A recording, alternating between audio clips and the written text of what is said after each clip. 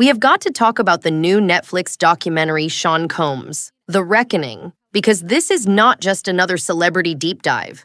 This one feels like a controlled explosion that still somehow went off in everybody's face. And the biggest question is not even what is in the documentary.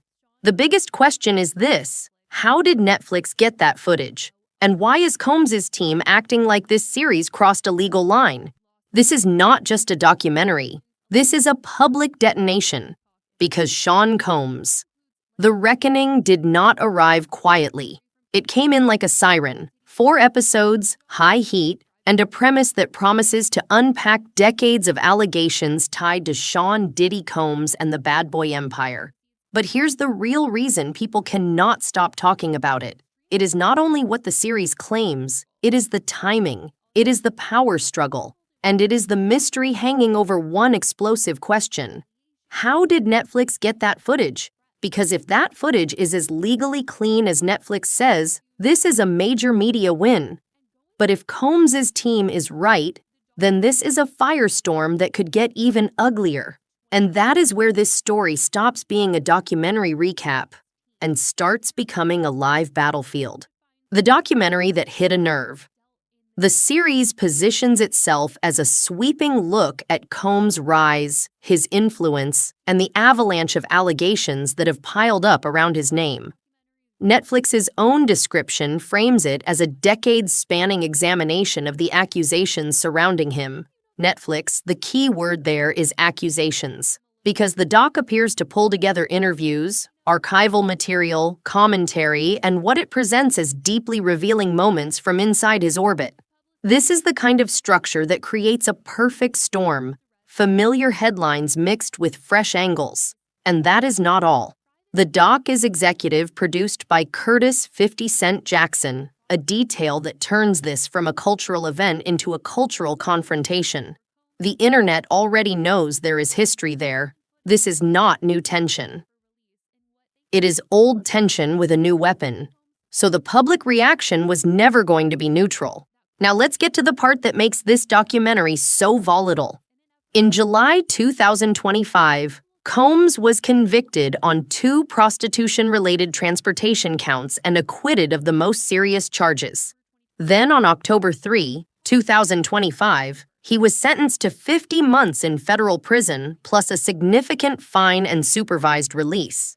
This mixed outcome is exactly why people feel pulled in 2 directions at once. Some viewers see the doc as a long overdue cultural reckoning. Others see it as a pile-on time to keep a fallen giant pinned to the mat. Either way, the documentary lands in a world where the courtroom story is already complicated and still emotionally radioactive. Here's where it gets crazier. Because the big shock factor is not just what the documentary says, it is what it shows. The series includes footage that appears to capture Combs in a private, tense window of time leading up to his arrest. Footage the documentary frames as intimate, raw, and revealing. And Combs' team is not taking that quietly.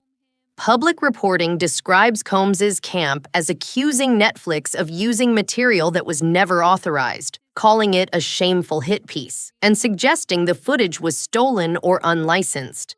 That is not a small complaint. That is a full legal and reputational grenade. Because if your argument is not just, this is unfair, but this was never supposed to be seen, then the documentary becomes a second courtroom, one happening in the court of public opinion. But that wasn't the whole story. Netflix and the filmmakers have pushed back. Director Alexandria Stapleton has said the production team obtained the footage legally and has the necessary rights, while also emphasizing that the filmmaker's identity was protected. Translation: Netflix is signaling confidence. They are not acting like a company hoping this blows over. They are acting like a company prepared to defend how this was sourced. So now the public is trapped between 2 dueling narratives. Combs' team says it was private material taken without permission. Netflix says the rights are real and the footage is fair game. That clash alone is enough to keep people watching. The unpaid footage rumor and the "how did this leak" obsession, and then comes the rumor that made this feel even messier. Reports and commentary circulating around the documentary suggest there may have been an outside dispute connected to the footage, possibly involving payment disagreements and ownership claims. The details are still being discussed publicly, but the core idea is simple. If a business relationship fractures, private content can become a weapon. That is why this particular documentary feels different. It is not just a story about accusations. It is a story about control. Control of footage, control of legacy. Control of what the world gets to see. Now let's address the elephant with a grin. 50 Cent is not just a producer here. He is also a cultural lightning rod. His public persona has always walked that razor's edge between comedic chaos and strategic pressure, and this documentary gives him a global stage to lean into both. From the outside, you can feel two realities at once. One, he frames his involvement as a culture-level move, calling out silence and pushing for accountability. Two, the public knows this rivalry has history, and some will see his involvement as the ultimate long game. And that tension is exactly why this series is sticky, because viewers are not only watching Combs, they are watching the chess match around Combs. It gets worse, because when a documentary touches a legacy, the pushback is never just legal. It becomes personal. Public reporting indicates Combs's family and close supporters have disputed elements of the documentary's claims, pushing back on the narrative and challenging its credibility on specific points. People.com. That kind of rebuttal matters because it creates a battle of perception. Documentary claims versus family defense versus public reaction. And in the middle of that storm sits the viewer, trying to separate emotional truth, legal truth, and internet truth. Here is the uncomfortable truth. This documentary is not only about what Combs is accused of doing, it is about what happens when a public figure's power finally meets a wall. And the reason this happened, why this series is hitting so loud, comes down to one harsh reality. When the story about you is no longer in your hands, your image can collapse in public faster than it ever rose.